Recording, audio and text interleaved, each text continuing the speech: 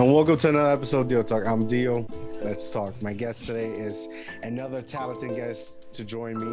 His name is Elvis Matos. Welcome to the show, bro. How you doing? How you doing, bro? Thank you for having me, man. It's an honor. So what you been up to, bro? You're a busy guy.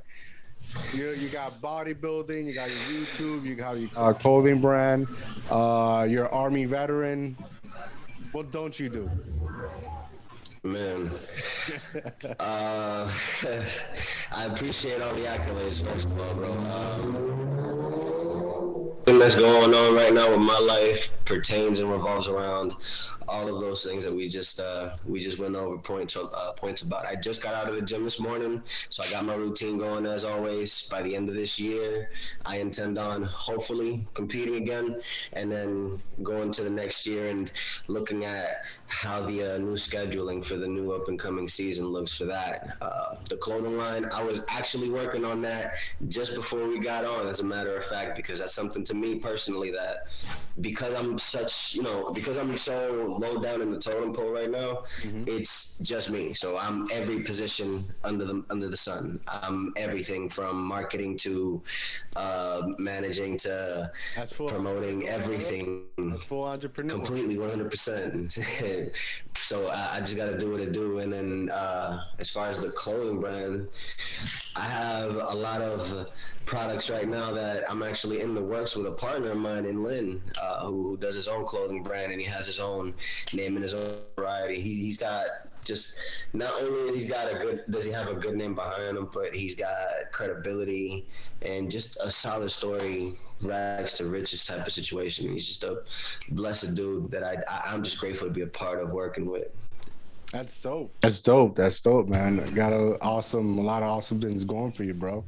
Now, let me ask you, you said you do actual bodybuilding, right? YouTube. Actual bodybuilding, yes. So you're actual bodybuilding. You're when you say you're now you're going into like some tournament, like to compete. So the way that it works is you start off as an amateur and you work your way up based on how many competitions you win. It can all depend on whether or not that competition is allowing you to promote or giving out pro cards, as they call them in the industry. And so I'm an amateur, as we call it right now. I've done 3 shows up to this point. I needed to get my feet wet, understand how it all works from the in and out. And now that I have that down packed, I'm looking at not only refining the package that I brought the last 3 times that I've been on stage, but I'm also looking to better on top of it. But just aside that, my entire strategy with bodybuilding is to get to know the entire business plan. I want to know how the back and behind the scenes works, because to me, that's where I feel like the real money is. I'm a fan for as long as I've been, as many years as I've been, so I know as much as the next guy. But that's pretty much it. And what I've noticed is a lot of those guys don't really do anything more past the competing, because they don't set themselves up well enough on the back end with businesses or deals, or just complements what they're already doing and what they're about with their business and their brand. And that's where I'm at currently, and I'm totally okay with the slow process, because ultimately the competitions allow me to get on stage. That's great, but the real thing to me is getting to put them on eventually down the line. That's dope, man. That's dope. Do you consume a lot of calories? Like, do you have your meal prep and what you're gonna eat for the day and all that? In the process right now of putting on 10 more pounds. I'm at 175. I want to get up to 185. And then after that, I'm going to go up to about 195 and then bring it down to about 185 again. Now, the reason I'm doing that, and I'll explain the method behind that in a second, but the reason I'm doing it is so that I can put on quality, more mass, so that when I come to the point of preparing for a show, I can refine that and make it look as aesthetic as I would say, or as appealing as possible to bring that package onto the stage. The process as to why I'm doing that pertains to the strategy of gaining the muscle or gaining the mass necessary. A lot of people dirty bulk, meaning they eat whatever they want and just pack on the size. It is what it is. And then go work out as heavy as possible. Me, I do it clean, so it's more controlled, it's more sustained, and you have better control based on what you know you're putting onto your plate every time you're eating. So I understand the caloric intake that I have to put in. So the way that works is when you're burning calories, you want to be in a deficit. You want to be losing more than what you're eating. When you're building up, you want to be putting away more than what you're burning. So it's kind of flipped around. The way that I'm ultimately doing it is so that all the dirtiness and all the junk foods don't leave me with like a long-term defect that I don't want just because I was trying to aim for a prize. So I'm hungry for this, but at the same time, I'm conscious that my health is still what I still have by the time all this is over. Yeah. So you want to do it, but you want to do it right. You don't want to go sloppy and all this. Have you watched all these, like, I can't remember the name, but it's like, I think going on 4 parts of this, like, bodybuilding. I can't remember the name. I know I've seen a couple of them on Netflix, that they go behind the scenes of all. Oh. You know what? You're talking about like Pumping Iron and Generation Iron and those types of film documentaries. Yeah, I watched those, most definitely. Matter of fact, back during the years that I was in the Army, I actually spent a good amount of my free time during my deployment to Afghanistan watching a lot of YouTube videos and pretty much buying and renting a lot of films on the web so that I had something to watch on my laptop there at the time. And all of those films, or at least any one of them, I think that came out at the time, I deployed in 2014. So I think I just had Pumping Iron at the time, which is the old school one from the 70s that Arnold Schwarzenegger was a part of. And to be honest, that with like a couple of different mixes of a few things was like the inspiration behind why I chose to do it this way and why it appealed to me more to be healthy about my body and just a bunch of other things. Yeah, man. I've seen a lot of like I try to be fit, man, but it's just the way the way I inhale food sometimes. It's just I'm hungry, you know. No shame in that game, my bro. Yeah. I'm just hungry. It's difficult. I've watched a lot of like those videos, those movies, clips, and they either inhale creatine, all these protein shakes, like water, and eat whatever, and then you just go to work out. And like I feel like they're hurting in a sense their body or whatnot. I agree. I mean, at the end of the day, we're not doctors, right? So we can't necessarily say, and even that goes only so far. So it's really up to the individual, and that's my biggest approach to it, is not just knowing that you can easily damage yourself with anything you eat, or vice versa if you don't eat enough, but ultimately it's up to you to know if what you're doing is working for your goal or not.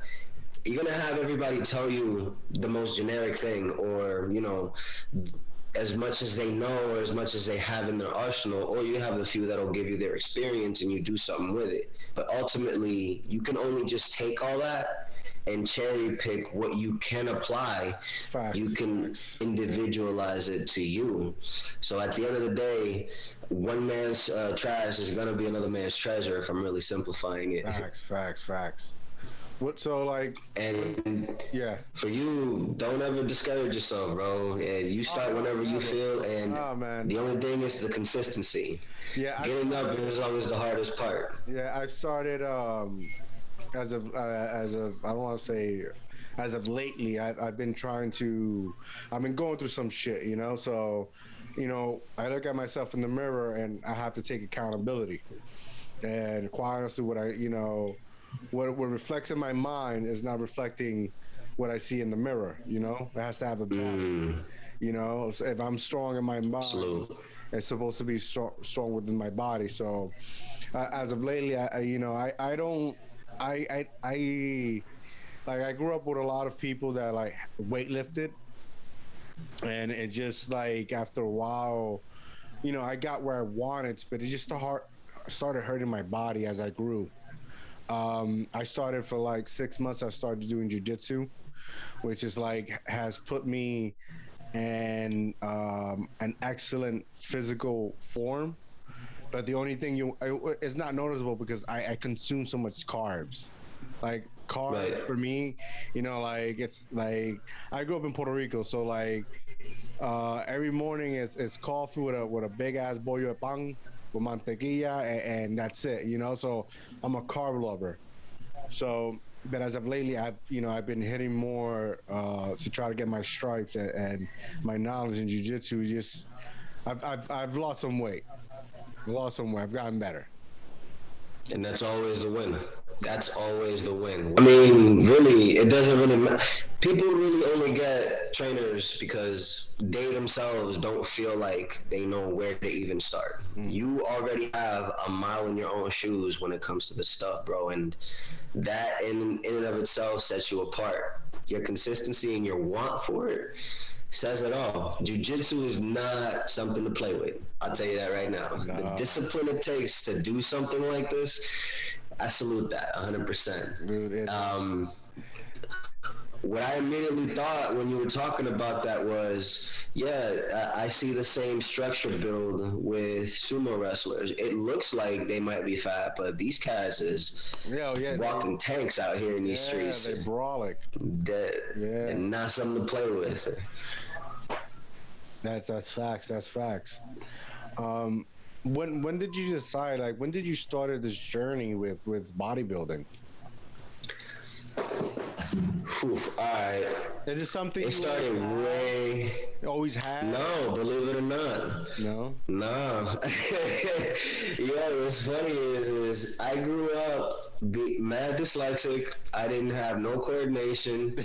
I wasn't even good to keep up with the homies, yo. I couldn't keep up with none of the boys who knew what they were talking about with the sports and played the sports. Like, there's two types, and sometimes you had those who just do both. You had those who were knowledgeable with the sports and those who were just athletic with it, and then those other cats just did both. I couldn't keep up with any of it. I had no game in that space, bro. I had no way. I didn't survive. So what happened for me was after high school, right after high school, kind of like right around college time, me and my dad were going to the YMCA just by ourselves, just doing our own thing. And YMCA is where me and my pops started off at. He started going to lose weight. I started going to gain. I was like 126. I was nothing, bro.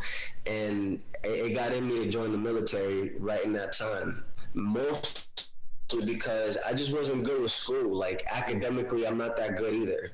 So, like, you're not good with sports. You're not good with school. You're not good with, like, just regular activities because you're a kid. You don't know what you're really good at, what your gifts are at that point yet. I'm just going to look at the one thing I guess is going to be easiest because they explained it or they dumbed it down. Military. And that's how that kind of happened. It was a mix. If I didn't do that, I was kind of just going to ruin myself in the streets and mess around with wrong crowds and go through that kind of situation.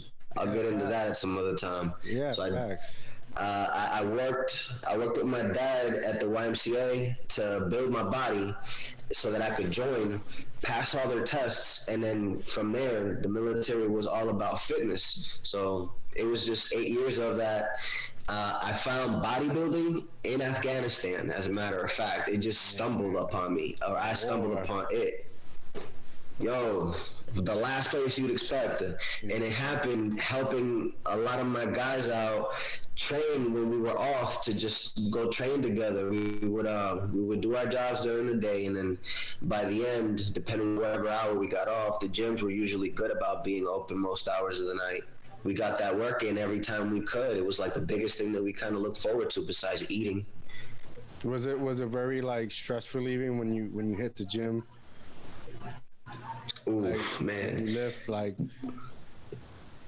Yo, when I tell you, bro, that the gym, it saved me in more occasions than I have even stopped to give it credit for. And since really reminiscing properly now on all of that, I understand that it's not just something that I can just go to and do. It's not like a country club, and it's not something that most people already dismiss and don't even think of. It's like my anchor. I have to do that.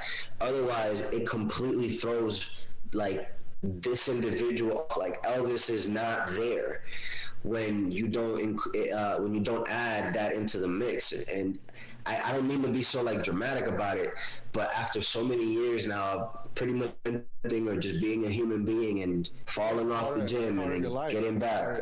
it's part of your life.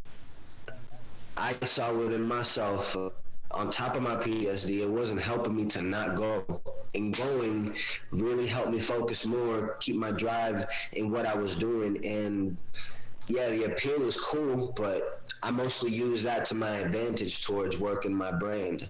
I carry myself like a brand, so that complements what I already do. And so the better looking I can maintain myself, the better I'll have overall towards my business. And that's kind of like a low-key business model that I follow for myself.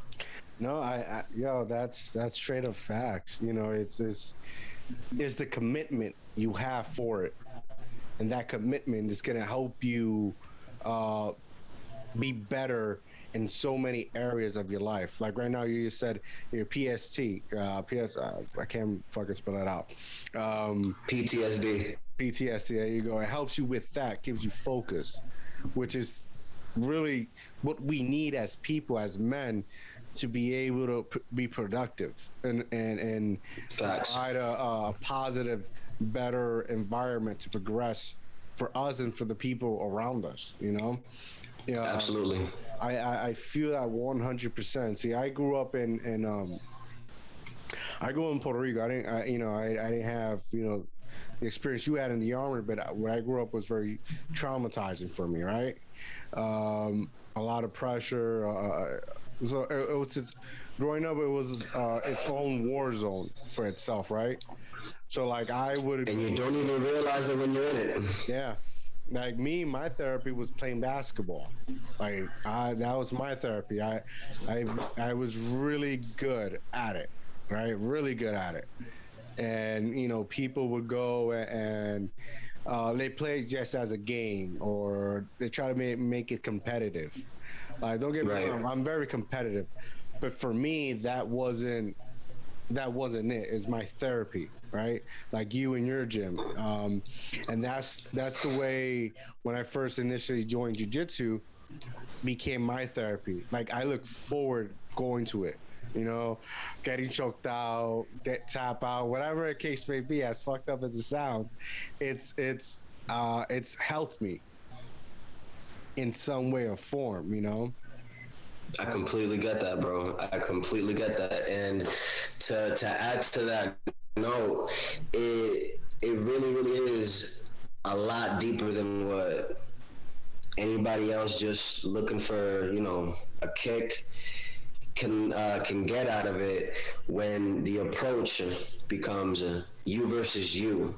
Yeah. When you're not making it about anybody else and anything else, and your focus is on the fact that you have yourself to go up against. You got to get up in the morning.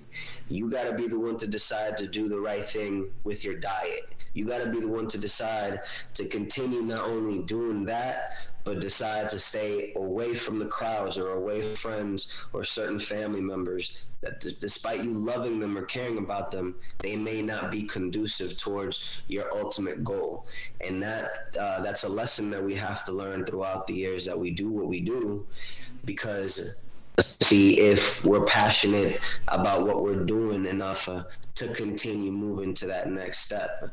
And it's not going to get any easier. The bigger you become in your element or in your lane, and whatever big looks to you is what it is to you, because again, it's you versus you, it will only continue or only serve to become a bigger challenge for you later. You're your biggest challenge. You always will be. You're the one who has to get past yourself to get to the next thing that you're going to. So when you look at it through that mindset, it's a completely different game changer. Facts, 100%. 100%. Now let me ask you, like, how was it when you first joined the military? Was it everything you expected to be? It was and it wasn't. It was a mix of both. In the beginning, obviously, I was, bushy browed, wet behind the ears, tu sabe, fresh meat. So I went at it happy-go-lucky like everybody else. Tell me how I roll. The first thing that happens to me, getting to my what we call duty station. So you go through basic training and then advanced individual training, and then you go to your duty station. I get to my duty station, bro, and the first thing I do is get lost from the group I'm supposed to be a part of. So, talk about having a great first impression. I'm out here losing my freaking mind, trying to do my own thing, lollygagging, and everybody else is doing what they're supposed to, figuring it all out. And that's just like a testament to a lot of how my life prior to that beginning was. It was just like everything was just in shambles all the time. So getting into that mix, it really structured me. It set me up. So that definitely was expected. I knew that the structure was going to give me a better view of things, a better clarity, and it did. And then the downside, honestly, man, is it's like any other organization. You have your favorites, you have your bozos, you have the ones you do the work for, and they get the credit.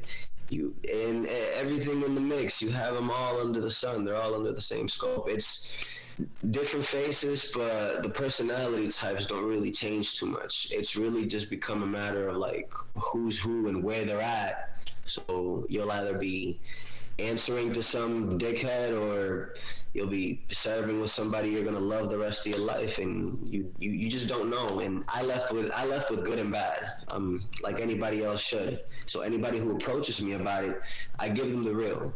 You only know if it's for you by going and trying it out. And if you don't and you hesitate, that could already be a sign for you that may not be what's for you. If it's something that you can see yourself really applying your life to, give it your ultimate.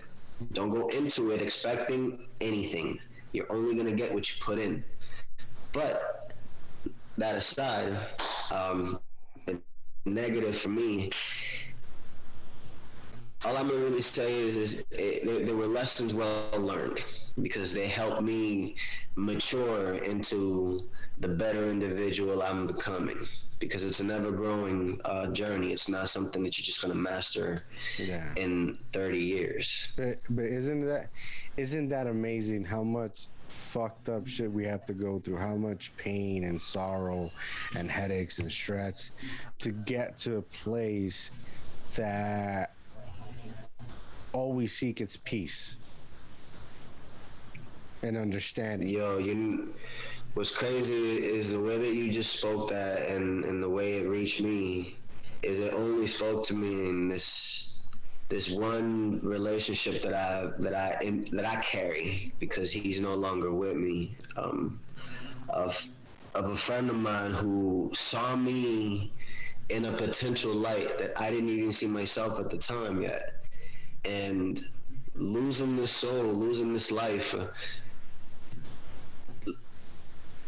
kind of kickstarted me into realizing people not only care about you, but you care about them and what they actually say to you, because how you feel right now without them here, it's one of those things that's like you just want to make them proud, because you kind of feel like you have that guilt but responsibility but sense of understanding that what they saw in you, it wasn't just about you. they literally loved you enough to know and see that despite your mess ups, despite your slip ups, or despite whatever you may have going on, you were a better individual than at that particular moment you yourself believed. And that push helped me really believe with my own self confidence that I deserve that. And not in a weird way, man. Losing him made me realize that I'm worthy of what he was always giving me at a time that I didn't believe in it myself.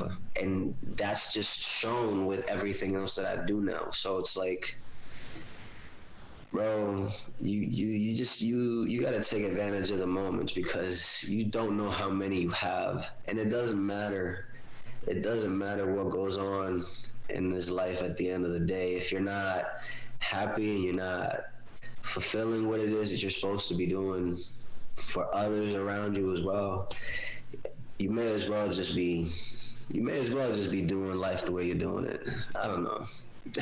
Let me not get too no, it's deep. It's true, man, it's true. That's why a lot of us say fuck a 9 to 5 and start working how we want and living how we want and caring how we want.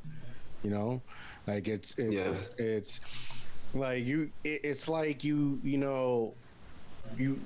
right now, like we're in 2021, right? The way the way the world is going is our computers and technology. It's like we as human are losing our sense of emotions and understanding, and we're coming to become robots, right? And we're programmed to say hello and like everybody and love everybody, but that's just not real. There's always a fucking Karen you work with that annoys the shit out of you, right? Yeah, I feel you completely. There's always that dickhead boss that wants to get all the credit and do shit, right? So there isn't enough empathy. Yeah, that's what it sounds like you're saying. Yeah, we're losing. Not to mention, like, taking this aside, we're talking over video, right? Me and you, boom boom. For the people who listen to the audio version, we're talking through video, right? But yeah, there's people that spend all their day through fucking text messaging and, writing something that is not really, like, they could take it either way because they're not showing their emotion. Right?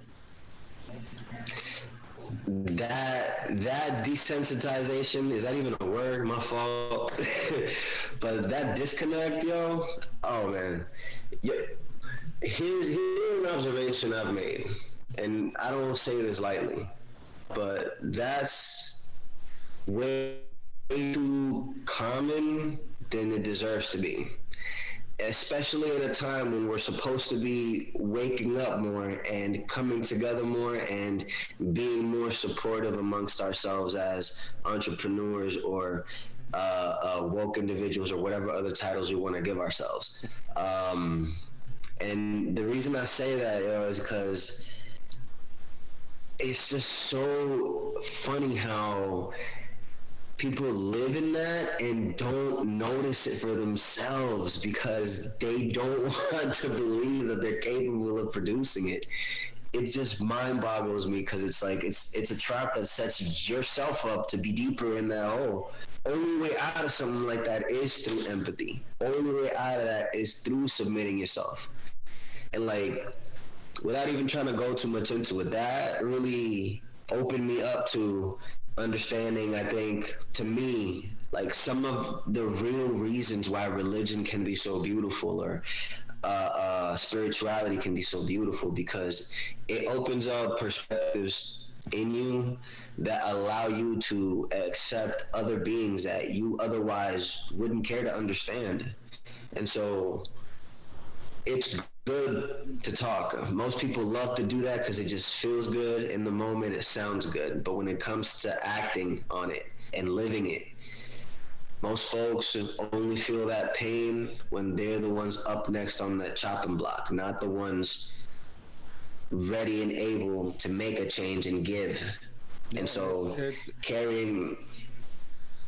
Yeah, yeah, it's definitely it's definitely a like communication, right? So like it's all about sometimes what you're saying, and then now it's the other person's chance to listen. So are you listening? And if you're listening, what are you saying? So it's a give and take. So if you surround yourself with people that are not listening, but then you're not doing what you need to also see what you're saying, it's not gonna work. And right now we live in that by definition, you know. Yo, kid, beautifully said. People are listening to people listen to speak, not listen to understand or comprehend. Better yet, Yeah, yeah, 100%. it's like rapid fire, or it's like act and react. Where does it start? The chicken or the egg? Who decides to be the bigger quote unquote person? And then is that met and understood that that's what's being done? So then progress can be made, but only progress can only be made when it's being reflected, and you can only reflect something that you already recognize. You can only recognize when you know you have it within yourself. So if you're not already believing you're capable, you're not gonna see the beauty that somebody else is trying to show you when they're trying to do better with you, because you are going to think that they're going to be all that. People for some reason think that that's a strategy to take more advantage of a person, and so they end up doing more advantage taking than anything else. And do you see what I'm saying? How that cycle just kind of eats itself up, bro? Yeah. It's insane. So empathy and selflessness are two of the biggest pillars that you right there, man, are knocking out. It's way more needed, and it's way too comfortable that it's not. That it's not above it. Yeah, man. Yeah, definitely. So like, let's talk about your brand. Like how did that come up? How did you start say I'm gonna do this? EJM are my initials, Elvis Junior Matos. Aesthetics, what's pleasing to the eye, so things that I find appealing. And apparel is just clothing. What I wound up doing with apparel though is I switched the A and the E, and a lot of people give me slack every now and again for it. But I keep saying it's a purposeful strategy because I want you to notice that the thing is like messed up, so that your curiosity takes you to what I'm doing. Yeah. So Yes. I started it in 2016. If I'm going all the way back, it happened in the middle of my living room. I was just watching TV, and an idea popped up in my head that I had to draw out.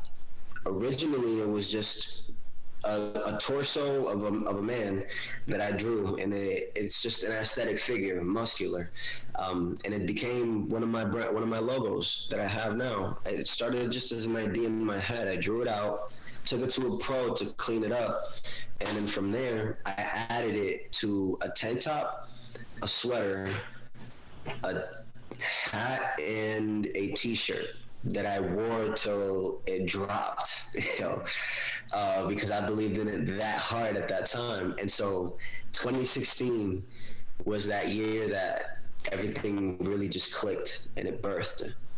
My biggest reason for taking the leap was listening to Les Brown that summer. Hearing his speech, hearing all three of his like most popular speeches, the way I can only describe that is like a switch, and it just clicked on me. It just flipped on, and this shift, this feeling, this need to want to speak, to want to be on a stage, to want to set myself up and really give people the thing that I, and then understanding this pain that I've been through. We talked about it earlier. Understanding why I'm so technical about those things, and why in my head they're so clear. I put all that stuff together, and I understood that to do it, I had to take a gamble. I had to understand I'm not going to know what it is yet, but I have to jump on the journey to figure out the pieces. The gamble is literally not knowing how it's going to happen. But listening to to those speeches and putting those pieces together, the idea from my head that I drew out, everything came together for me like lightning, yo. I really can't explain it any other way. I had to just keep going with it and believe enough. Enough of my life had happened that it just made sense. I wasn't good at anything else. So that convinced me enough to just be like, what am I gonna lose betting on myself at this point? Might as well go all in. And that's where I've been on ever since. I definitely enjoy your commitment to everything you do. It's because it's like that Will Smith speech. Like, you get into a marriage, it could fail. You get a new job, they can fire you. You get cancer, you can survive, right? There's all these endless possibility of things that might happen, right? But if you're committed enough, they might not. You could you could continue to roll the dice and take a chance on your luck, or you can just fucking do the work and continue doing it. Each day that passes, you do it, you get better. There's no such thing as talent. There's only commitment and work and progress, right? I definitely get that a lot from you. You're saying that, like, you don't know if you were good or not, but you're saying fuck that. I'm gonna keep doing this, right? My story is kind of different. All my life, 32 years old, and everybody has told me I can't do shit. And fuck that. What? Some people are just built different. Yeah, that fucking, like, obviously, if somebody tells me I can't be a doctor, I'm not gonna go fucking. I'm gonna go 8 years in college, right? It's different, but like doing it, it's fucking do it, like a fucking Nike commercial, right? So did this help you? Ambition. Yeah, you want more. But define more, because some motherfuckers will like, they want a gold chain, they want a Maserati, they just want money. Break that down. Like success, break down success. Success. People identify success with money, right? Or shit. If I could be successful booming in my business, but I'm not successful in my marriage, I can't say I'm successful. Because to me, right, successful is a good husband, which I'm failing because, it's something that you continue to evolve, right? Being a father, if I'm a good father, that's successful to me. I'm fucking trying to raise a decent human being, I could fucking have 1,000, 100, whatever in my bank account, but that's not successful to me. That's just me not worrying about fucking bills, and I could pay my rent or mortgage or my car note, whatever, on time. That speaks to a lot of different elements, brother. And to that note, you can't claim to be great out in the world and not be the same in your world, in your home. And like you just described, if things are just falling apart, we don't need to name them off, we just did.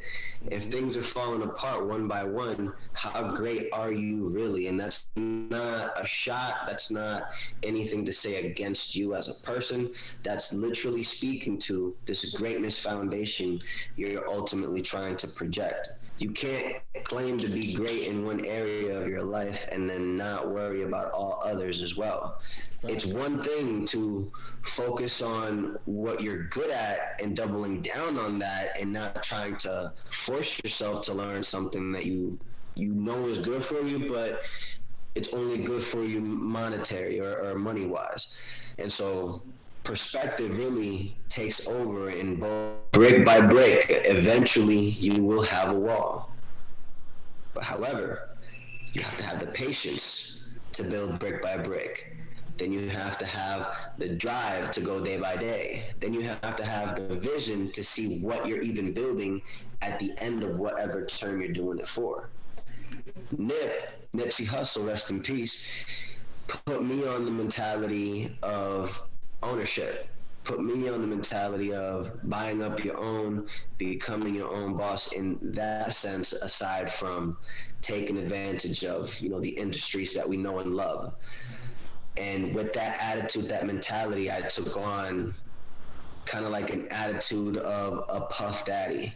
Or you get what I'm saying? Yeah, it's like he's not satisfied with nothing he's got, bro. This man to this day is still eager and ready to keep going. And so that speaks to a sense of not settling and not being content with everything you're able to achieve if you feel like you've got more to give. Because it's not about how much you can keep for yourself. It's about how much you can produce with the life that you continue to breathe and wake up to every day, because this is a blessing. The man upstairs can decide any day to take us up and say, yo, it's time to clock out. So each new one is a brand new one to be grateful for towards the next one.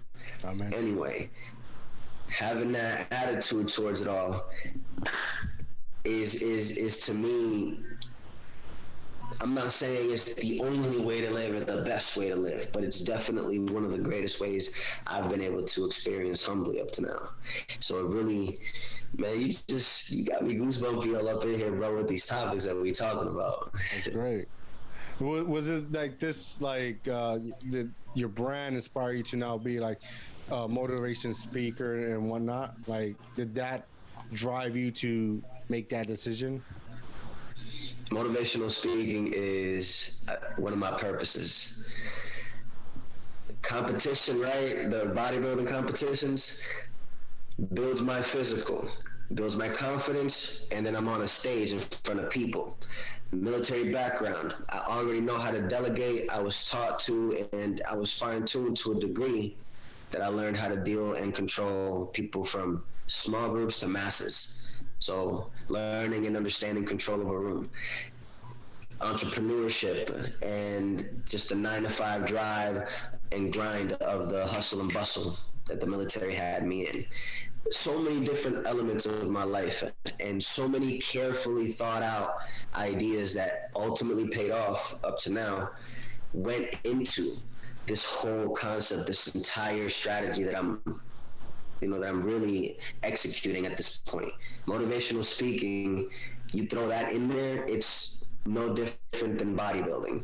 I'm on the stage performing my package, I put together a package, put it on the stage and left it there. Learning the business from the behind, I'm doing vending. I set up a table in the back. Now I got my merch, now I got my products, now I got my logo, my brand. My entire self is in two places at once, controlling an entire entity and idea to eventually produce it myself for others to do it better or to do it cheaper or to do it or to have it or to, access it simpler. Just you get where I'm going with everything I'm saying? Everything I've done up to this point has a major purpose, and it's complemented everything I'm currently still doing. It's like taking individual pieces to a grandfather clock just to ultimately put it together. So motivational speaking complements bodybuilding, complements the brand that I'm selling merch out of, and it complements everything else that I do. Circle. It comes full circle. God willing. God willing. That's beautiful, man. Everything you're doing, everything's just, it's beautiful, man. Keep fucking doing it. Keep grinding, I was watching some, like, I don't know if it's TikTok or IG Reels. Like what got you started doing those small motivation speeches? Like the same thing as helping you to create, help you in your I'm sorry, I'm having a brain fart. In your speech. I do it because I'm not the only one on this planet, man. And to me, putting everything we just talked about aside, all of that aside, It's one of my truest beliefs that we're put on this earth to do good works towards the next generation. We're here to tend the land that we were born into and gifted and inherited. It wasn't in the deal that we were going to receive it the best way or the worst way. We got it the way we came into it and consciously understood it later on to adapt. So far in that journey, I'm realizing the people who look up to you, the people who you come across throughout life, the lessons that you learn, the ups and the downs, the good and the bad, even the things that you yourself may destroy in your own life or in your journey, because we're not saints, all boils down to how you react and how you do better within your character, because by the time that you're done, those footsteps you left behind are what people walk into. So you're either going to tend the land and make it fruitful soil for others to be able to come up behind you, or you're going to take from this land and bleed it dry so that the people behind you have to do even harder work than you yourself did to get to where you got to. So to me, being a leader, having success, going places and doing things, motivational speaking, it's never about myself. It's never for me. I didn't grow up with anybody. I had my mom and the best she could do. And this is the 90s. So internet wasn't even like the internet yet. Mm-hmm. You feel what I'm saying? So I have no excuse. I'm grateful that I'm alive. I'm grateful that I made it to this point. My job and my goal, despite my success or despite my failures, is to make sure that what I experienced is understandable enough for those behind me, so they know they're not alone. One, they have something to build off of. Two, and just overall, it's my life, man. It's inspiring. So I sit there and do nothing. So keep moving, because it's beautiful. So what you're saying is, when it's all said and done and it's time to clock out, that you tend to leave this world in a better place, in a better situation that was given to you, which is the goal. I really think that one of the biggest jokes of life is that you're only really here tending this thing to show either the best version of you or the worst, and that legacy is what ends up living on or dying out. We talk about a lot of people today still who aren't with us anymore. God rest all of their souls, each one I'm thinking about. Do you want to be a part of those that continue on through their names, through their works, through their legacies, through what we reap off of today? It's Hispanic History Month, let's not forget it. And there's reasons for all of that. Also why I did my brand as well. There's a lot of history that I want us to own back for ourselves again. Or are you just going to go through life, go through the motions, deal with your 9 to 5, be programmed, whatever other people want to call it? I'm not trying to politicize anything. But are you just going to do the bare minimum because this is what you're okay with? And even those are sometimes okay if that's how you feel you're most satisfied. Because at the end of the day, your perspective, do you feel like you've done enough with your life? If not, go forth. If you have, God bless. Just don't force yourself upon anyone else who isn't wanting of it. You feel what I mean? 100%. I got you 100%. Some deep shit, man. So what do you listen to? What motivates you, like, music wise? What do you listen to? I listen to rap, hip hop. It's in my blood, yo. I don't really listen. I listen to everything. At this point, I have tasted a lot of music, but my heart and soul is always hip hop and just oldies. But I listen to audiobooks. I listen to motivational speeches. I listen and watch literally everything that has my interest. And the reason behind that is because I started off with the ability to like kind of break some stuff down and build it back up to make sense to me on why I would sell it or why I would, mess with it or put it on. And so going off of that approach, I watch cartoons, I read books, I'm a comic book nerd, I'm athletic, the gym is my muse. I have friends still here and friends past and that I love to the core of me. And bro, anything that catches my interest in all of those things, and I'm sure there's plenty more if I sit there and think long enough, is what I'll sit and listen to. It's not just music or, one little lane. I feel my brain growing in that way was like just a sign to keep doing it that way. And so letting it expand further. It's kind of where I'm at.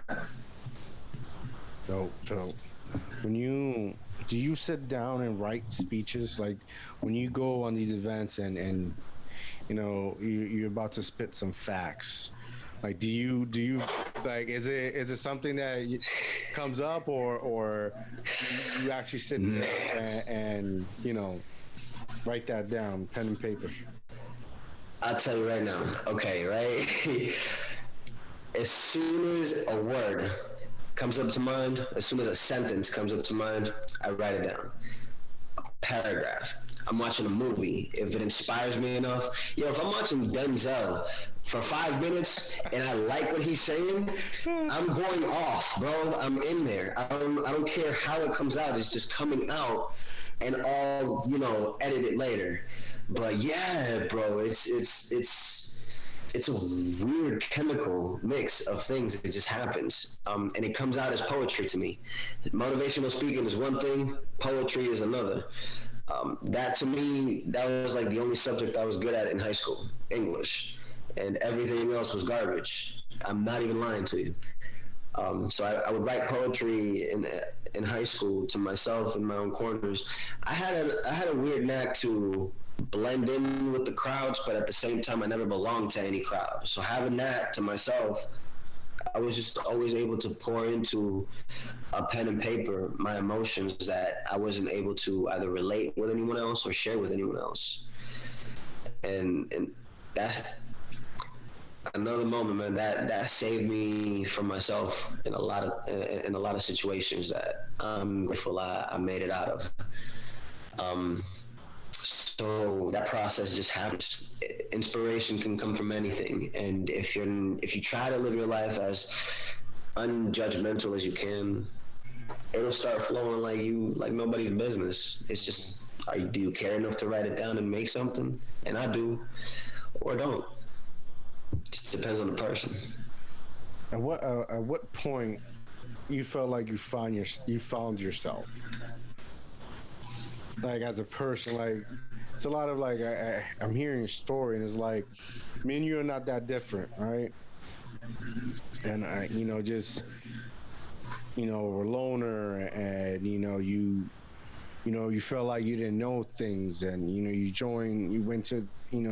went on this adventure and joined the military and learned so much and opened new doors when it comes to motivational speaking and branding and just in general. Like, at what point you felt like, all right, I know who I am?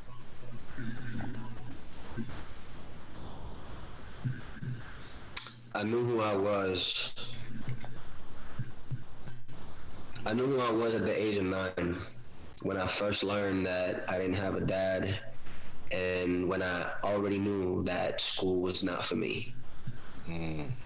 I knew, knowing those two things, I built off of those two simple facts, like a seed being planted and growing over time, and watching that process grow. So it's like those two things grew me into not a cold person, but a calculated individual that eventually morphed into a fly on the wall. And then that, for some reason, I was able to soak in whatever info was meant for me. Because it's not like I just chose these things, you know? Life happens, and you either, when you sit still, you pay attention to what happened to you for the better, or you pay attention so that you can play on a stage and you know, get the sympathy roses. It just depends on what your fancy is. I did not want to spend my life being rescued by everything and everyone. And mostly because I did have friends that in my neighborhood were like close. We were like, to this day, we were still brothers and sisters. I'm not saying that they would follow me around or anything like that, but like, you feel like you're a ringleader when you're a ringleader. You know what I mean? Mm-hmm. Like you know you're a leader when you're a leader. I don't need to like boost my ego or say anything amazing. I just knew stuff. You know, I just knew. I felt that like people listened to me. Some did, some didn't. Others questioned, others didn't. But like those that I knew would listen and value what I was saying. I had a comfort in being able to just work with that, and I never felt like I couldn't listen to other people's ideas. So just those different elements, me noticing that myself, and then noticing how other people operated without noticing those things like I did, how they would fall. So I learned from those things so that I wouldn't have to repeat those things myself later. And of course, your own experiences, because you will fall in your own ways throughout your life. But it was just like so many different mixtures of things. If I really sat down with you, bro, we would sit for like a solid 2-3 hours just breaking down so much off of simplistics. Breaking down moments and where you realize. Straight up. Shit. And I know that feeling. Just wanting to do that is what you just need, is all you really need. Wanting to do that from a humble place, because you can easily become conceited or self-absorbed or self-centered. But understanding why you want to. But you know, when you believe in yourself, first of all, when you're starting like you, an entrepreneur like me, you know you're your number one fan, right? So you know what you're capable. You know how far you will go, right? Being committed. And when you have that high belief in yourself, you know, sometimes without knowing it comes out arrogant and cocky, you know. And it's just, you know, you just fucking believe in yourself. 100%. You know? That challenge, it's one of those things that you have to learn this lesson of acceptance. You have to accept that there are going to be people who only see it as that side of that coin, and the rest who do see it the way you know you're living it, you're doing your life. It's really challenging for a lot of people trying to live these journeys to self-accept things they have no control of. It's like you want the good that it looks like, you know, speaking, motivation, success, entrepreneurship. But when you really get in that mud and then you start to understand how much of yourself you have to sacrifice because you're nowhere near the caliber that you need to be to earn those things yet, it's hauntingly realizing. It's like wakes you up. Betting on yourself, you are jumping off of a cliff. There's no hiding from yourself. It doesn't work any other way, at least not long term. Yeah, it's like I had a discussion with my wife, right? Like when I've never heard this until like I moved here and started living here. When somebody tells me, when somebody says, and like I'm trying to do this the best way. It's they say, and what? I'm not entitled to my feelings, and they always say it when it's something presented to that is not their way. And you are 100% entitled to your feelings. And I feel, as my opinion, that when somebody says that, because usually it always comes up in a situation when they're basically not in control or it's not to their liking, it's their ego speaking rather than understanding the moment. Right. So, right, you're entitled to your feelings 100%. However, you're also equally entitled to everything that comes with it. Whether you know what all those things are or not is not my fault.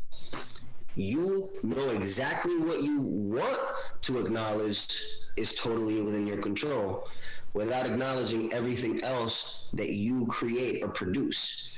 In doing so, with whatever energy you're bringing it. And you're not going to find too many people that are going to care to admit to themselves that that there's some level of a monster, especially when they're trying to throw themselves the pity party. Facts. Yeah. Shit, that's some real shit right there, bro. Just lived experiences, bro. It's life, man. There's only one. You gotta live it, good or bad. It's not. It's not how you go through the journey. It's how you're able to overcome your journey and the obstacle within it. You know. Praise be to the Most High. And just keep, going through it. Because if you don't do it, then who's gonna do it for you, right? Bro, pero todo el mundo tiene opiniones. But opinions are like people when they judge.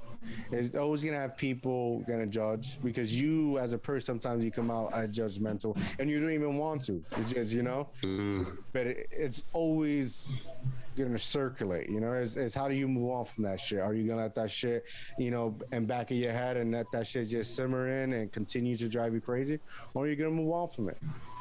One thing I've learned, at least this year, like, not to take myself that serious. It's not because shit is not that serious. It's not. That's something that I've had to take on for myself too, man. In response to a lot of things that just were surprises, and like life, I did not expect, but that only comes from self-understanding, self-awareness, and any one of those things, self-love, any one of those things only comes from actual individual work, personal development, like I said, because those words spiral around a lot. They're very popular, so I'm really not trying to drown them in there too much, but yeah, it's not something that you're gonna achieve without giving up the biggest thing you don't expect to give up. I'll say that. Yeah. The thing that you don't expect to give is the thing you're more than likely gonna give to get this side of that life that you're looking at, especially if you want to get to this side of life. I love how people say, especially when they write these books about self-development, they write it as they're teaching you how to be self-development, rather than this is how I started my journey of self-development. You get what I'm saying? So 100%. It goes back to our previous earlier in the conversation, where what are you saying and how you're saying it. You could read tons of these self-development books. They're trying to teach you something that, each person is different. Some are more impactful and motivating. Some is like, dude, it was a piece of carriage. Just eat it. It's not that serious, What you're saying and how you're saying it can speak to external.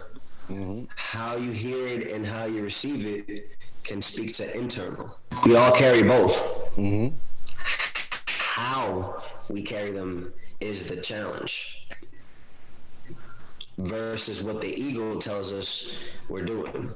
So it's either telling us, you're doing great, you're fine, or you're just terrible at everything, and you might not be.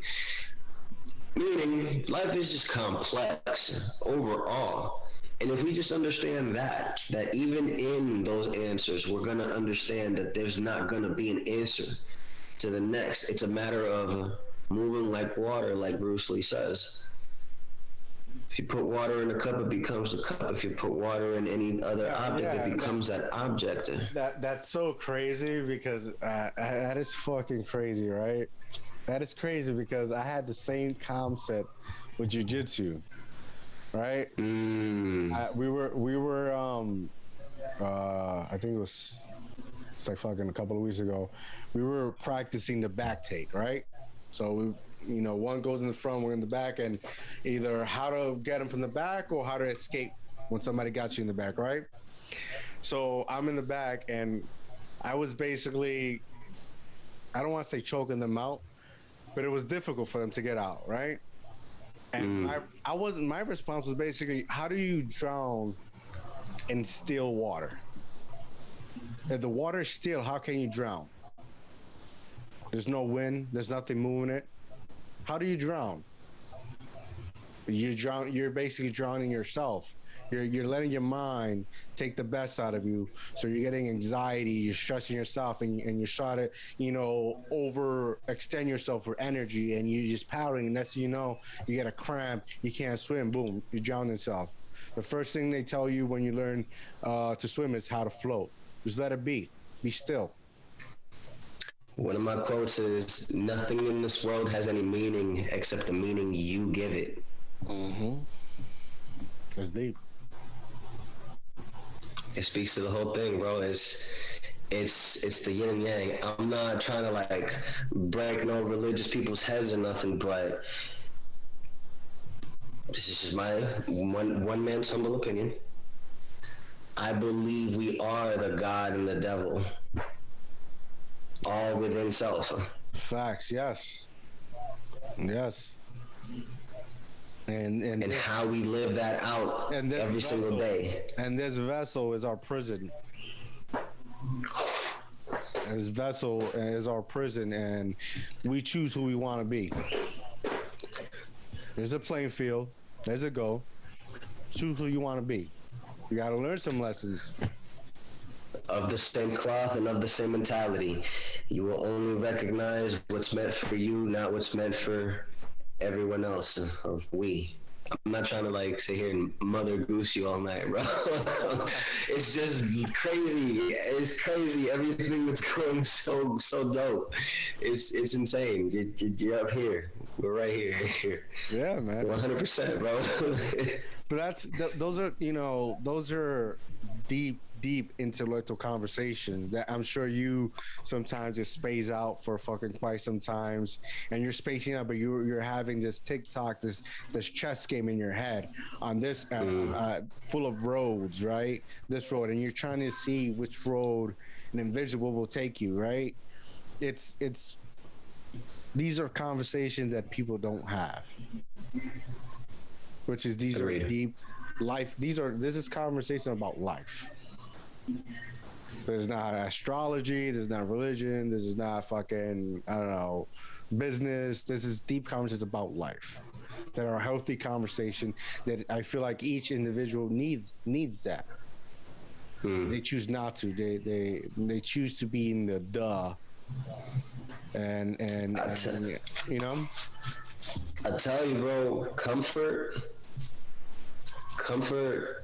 is, I don't want to misquote this or offend anybody again, but comfort to me is one of the biggest detriments to progression. When you're comfortable, you have every reason under the sun to deny, denounce, or completely ignore right or wrong. It, again, depending on where you're at in life. For me individually, I know something's wrong if I'm too comfortable where I'm at. And I'm not applying it to every little thing, but where it matters. That just speaks clearly to continuing to want to progress. And it's the same thing in the gym. You're not going there you're not going there to be comfortable. You look good, but it's not because you've been sitting all day, you know, sipping Mai Tais and whatnot and getting fed or, you know, being given towels or treatments. You're in there under pressure. A diamond is gorgeous, but the way you make that mug, you would not want to be a diamond unless you knew that's what you were about to become. And so with that concept in mind, pressure is necessary for anything that you're striving for in life. You have to show you have to show your worth, like, in the face of the thing you're claiming you want. It's like your own dream, your own drive, your own want, like your own goal is what you're serving to. Like, that's what you're ultimately bowing down to. You're either gonna bow down and know that you have to do all of these things to get there, or you're gonna succumb to everything this pride is telling you, this ego is telling you that you have, this comfort, and never make it anywhere. But again, it starts within. I feel that 100%, bro. It's amazing. This has probably been the most deep inner thought conversation I've had in 40 episodes. I'm humble, bro. I appreciate that so much. Yeah, I'm glad that I find, you know, it's very special when I find somebody. It's rare. It's fucking rare. I mean that with all the whole. It's rare to find, you know, same understanding in things, you know, because a lot of people just go duh, or, you know, go on their phone and see what the Kardashians are doing. You know? It's easier. So yeah, it's the longevity and shit, you know, and longevity in life. That's what you want. You want to be able to enjoy the fruits of your labor, not now, because now is when you need to learn. So when you get there, you're able to appreciate each and every fruit or vegetable that's in front of you, and you can pick them instead of go out and buy them. That sounds beautiful. That sounds beautiful. I want it so bad so that I can just give it back, yo. Can you believe that? Like, I want it so bad so I can just give it away. Yeah. At the end of this, man, that's my whole thing. My existence is gonna amount to that. I don't care who laughs at me, who believes me, who doesn't. At the end of this day, and at the end of this life, everything that I sacrifice and everything that I build towards it, it's to give it back. Yeah. You can't take it. You know, you can't take it with you. Can't take it with you nowhere. You can only give it back. You're either going to give it in the best condition or the worst condition. I choose the best. I want to give it back to everything and everyone who's ever shown me kindness, ever stood up for me, ever helped me with homework, ever became my friend, ever told me they cared about me, ever actually looked out for me. Any and every individual. And I've been doing this for years now, since I've been out of the military. Anybody that I felt has had a major impact in helping me become the person I am today, I have made sure to let know how much I still appreciate to this day. What moment in time I would even be talking about.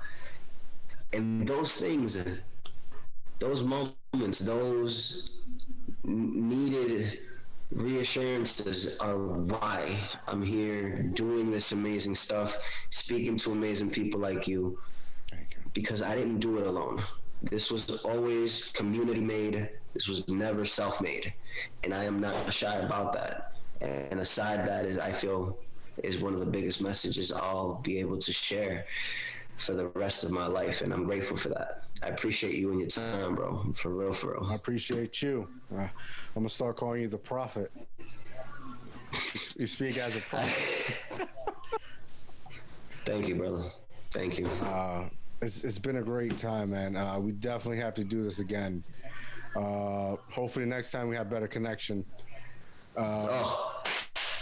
Wi-Fi through the roof, I hope. Yes. It's definitely a memorable episode. I'll tell you that much. I'm telling you, it's right here. It's right here. I appreciate your time, brother. Thank you, man. I wanted to ask you before we go.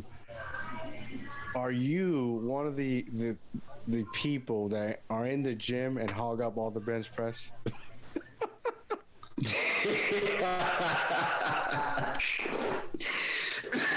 I'll tell you this much. I hate going to the gym.